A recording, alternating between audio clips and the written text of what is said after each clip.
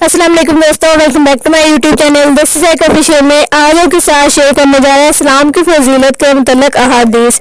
اللہ تعالیٰ کا ارشاد ہے، جب کوئی احترام کے ساتھ تمہیں سلام کرے تو اس کو اس سے بہتر طریقے کے ساتھ سلام کرو۔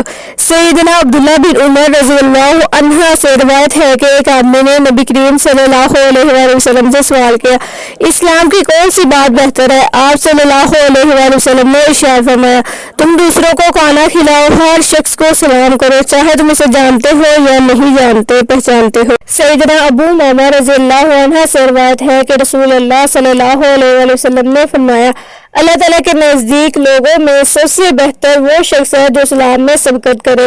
سیدنا ابو ہریرہ رضی اللہ عنہ سے روایت ہے کہ رسول اللہ صلی اللہ علیہ وآلہ وسلم نے فرمایا، چھوٹا بڑے کو اور چلنے والا بیٹھے ہوئے کو سلام کرے اور تھوڑے لوگ زیادہ لوگوں کو سلام کریں۔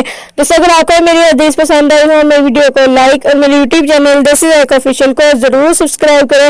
انشاءاللہ اگلی ویڈیو ملاقات ہوگی، تب تک کے لیے اللہ حافظ۔ جزاک اللہ خیرا کثیرا فی الدنیا والآخرہ۔